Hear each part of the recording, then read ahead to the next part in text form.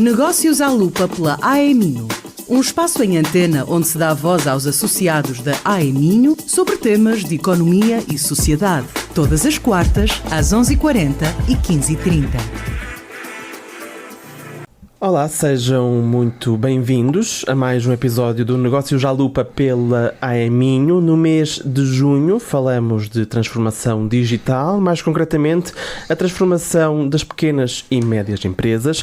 Para isso tenho comigo em estúdio, como já é habitual, Ramiro Brito, presidente da direção da Associação Empresarial do Minho. Muito obrigado, Ramiro, por estar aqui, como já é habitual.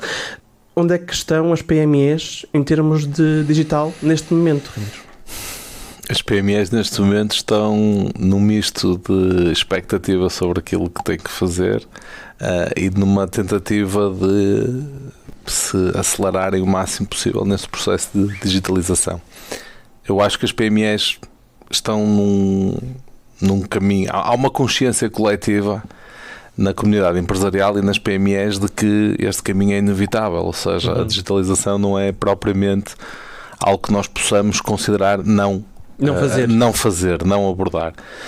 Agora, dentro deste mundo há imensos caminhos, há imensas possibilidades e aí se calhar é onde se colocam os primeiros desafios nas PMEs. Se calhar primeiro perceberem o que é que devem priorizar, porque como é evidente uma PME não irá conseguir fazer um grande projeto de digitalização de uma vez só, aliás nem é desejável, mesmo do ponto de vista técnico assim seja, e no fundo estabelecer um plano de digitalização interno não é algo que seja muito simples de fazer, porque tem uma interferência muito grande naquilo que são os processos tradicionais das empresas. Quanto mais antiga a PME for, quanto mais ligada ao chão de fábrica estiver, quanto mais histórico produtivo tiver, mais difícil é este processo. Nas PMEs mais recentes isso será um processo mais simples, até porque muitas delas já nasceram num modelo de governance e de gestão que estava imbuído em processo de digitalização pela sua natureza.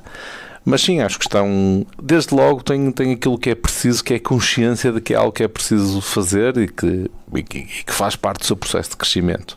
O Ramiro falou que este é um percurso adaptável, tendo em conta o histórico da empresa, tendo em conta, se calhar, até o setor em que ela se inclui.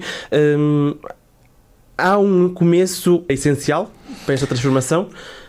Eu diria que o primeiro passo é aquilo que poderemos chamar um assessment, ou seja, nós termos a capacidade de perceber dentro das nossas empresas quais são os processos que podemos digitalizar, quais são os procedimentos, processos produtivos ou administrativos ou de outra natureza qualquer, e depois o segundo passo que decorre imediatamente do primeiro é hierarquizar aquilo que temos que de facto fazer e aquilo que vamos no fundo privilegiar em termos de investimento. A digitalização, por um lado, exige sempre algum investimento, mas por outro, e se calhar o mais doloroso, exige precisamente a tal mudança de processos e a tal adaptação humana a processos mais acelerados e mais automáticos. E, portanto, eu diria que sim, que o primeiro passo é um assessment. Nós não podemos tomar nenhuma decisão sem sabermos onde estamos. Ou seja, em que nível é que nós estamos e, acima de tudo, o impacto daquilo que nós fazemos nos nossos processos produtivos. Muitas vezes, digitalizar um processo administrativo pode ter um impacto zero na cadeia de produção. Eu diria que as PMEs, que têm a ambição e o foco sempre no crescimento, sempre colocado no crescimento, têm que privilegiar os processos produtivos, aqueles que têm um impacto, de facto, maior no seu processo, na sua cadeia de produção, e com isso lhes criam um valor acrescentado depois no mercado para as tornarem mais competitivas. Porque no fundo é isso que se pretende deste grande processo, ou desta grande reforma digital nas empresas, é isto, é acelerá-las, é torná-las mais competitivas e mais rápidas num mercado que está permanentemente em mutação e que é extremamente exigente. Esta competitividade deve ser privilegiada, é isso que está a dizer? Ou há outras áreas em que se deve focar também?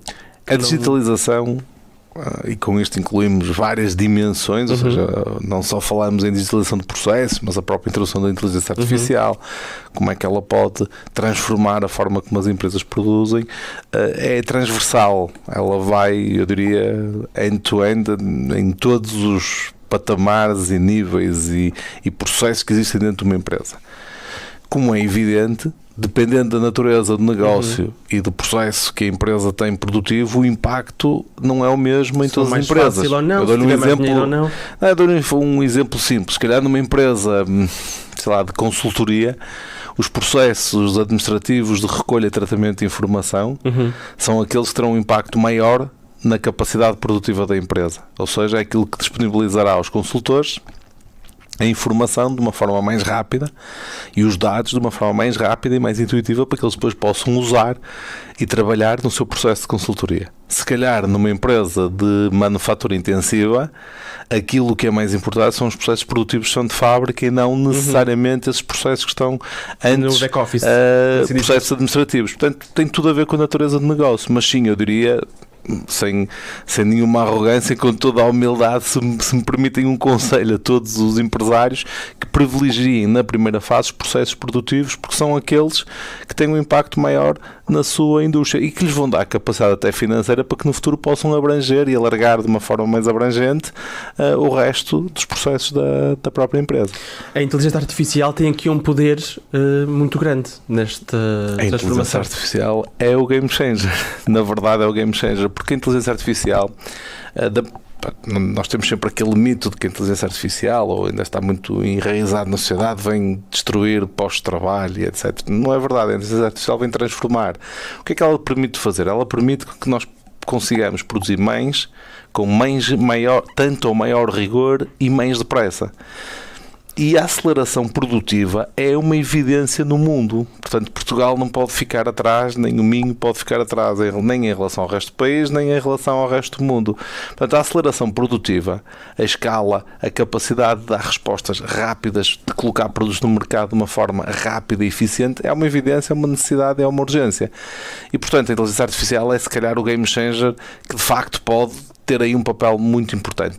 Vai exigir e irá exigir sempre uma readaptação dos recursos humanos, do fator humano, da forma como o ser humano interage e vive no seu próprio ambiente de trabalho, mas isso será, no fim de contas, não tenho dúvidas nenhumas, um processo de aceleração produtiva e, por outro lado, também um fator de incremento da qualidade de vida das pessoas. E nunca se esqueçam de uma coisa, nós falamos, sobretudo, e Portugal aqui tem uma característica única, nós estamos num país que tem escassez de mão de obra.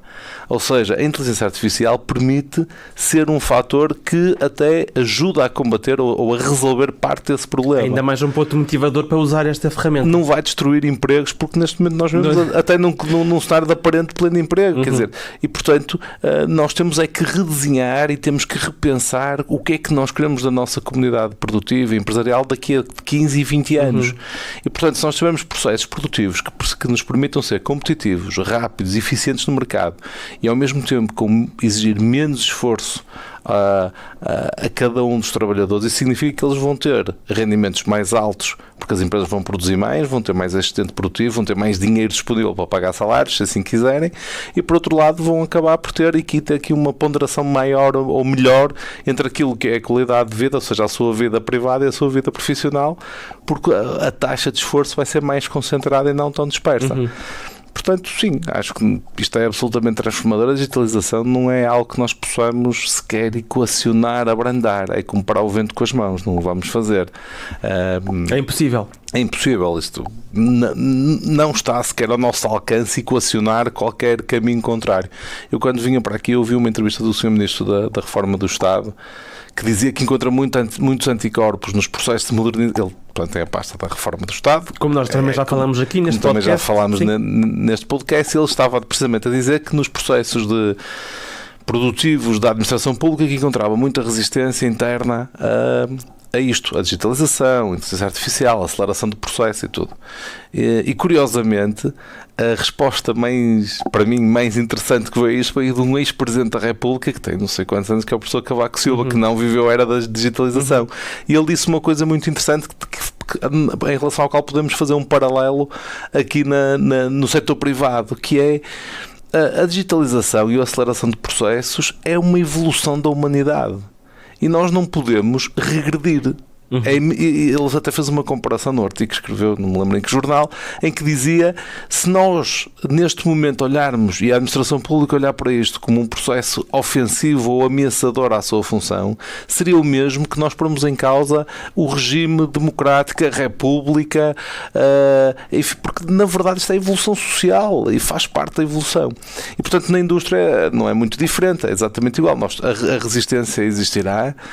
Infelizmente temos setores da sociedade que ainda são demasiado quadrados para conseguir entender que isto não é uma ofensa nem uma ofensiva contra o trabalho ou contra os direitos dos trabalhadores, e as PMEs têm uma vantagem também, e é importante dizer isto. As PMEs, pela sua dimensão, são aquelas que têm mais flexibilidade para conseguir incorporar processos de digitalização de uma forma mais rápida.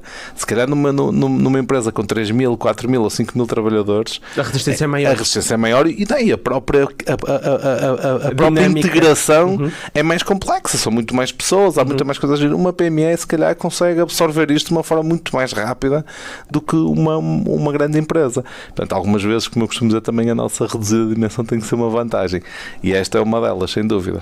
Tanto dentro do setor, que balança que o Ramiro faz da região, da AE Minho até se calhar, nesta área? Olha, nós somos líderes, é o que eu lhe posso dizer, não tenho dúvidas nenhumas. A região do Minho é líder, e é líder por vários motivos. É líder porque congrega todos os fatores que estão à volta disso, seja as fontes de conhecimento, já falámos muitas vezes disso, comunidade de ensino, universidades, politécnicos, enfim, e é uma região que tem nas suas indústrias, desde o setor primário ao setor industrial, uma abertura muito grande para estes processos de digitalização e inovação.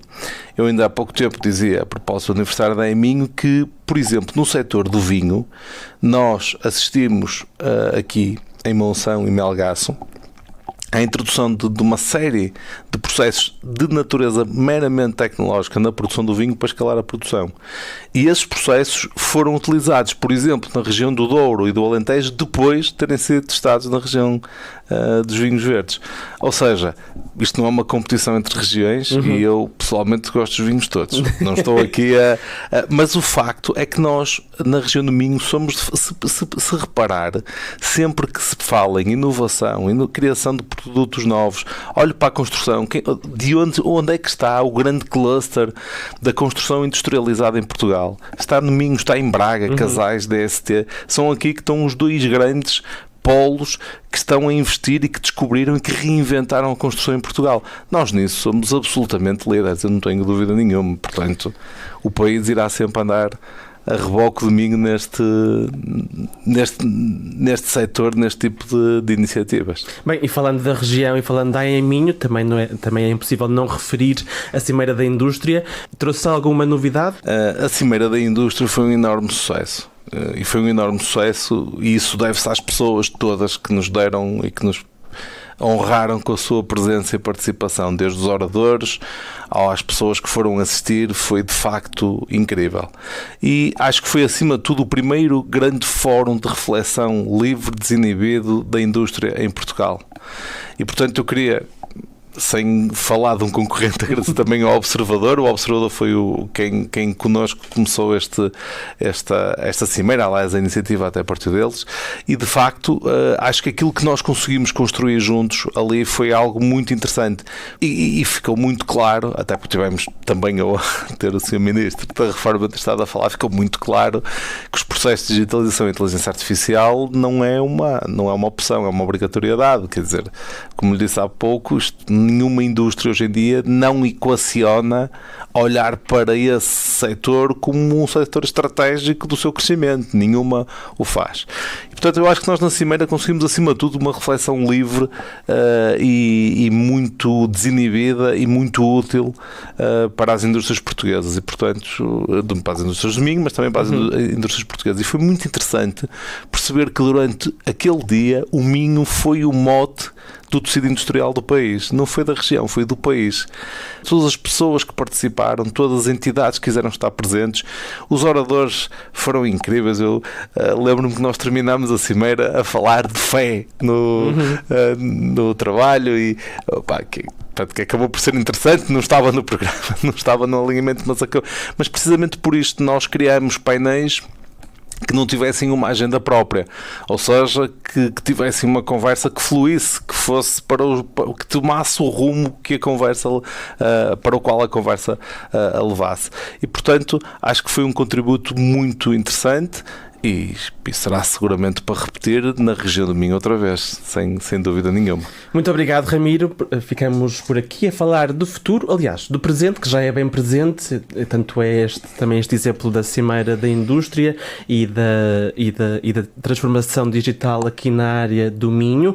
Eu volto na próxima semana com mais um episódio, um novo convidado e um novo tema. Entretanto, pode ouvir este e outros episódios em rumo.pt, através das redes sociais da AE Minho e agora também através do canal Spotify da Associação Empresarial do Minho. Quanto a mim, eu fico à vossa espera na próxima semana. Até lá!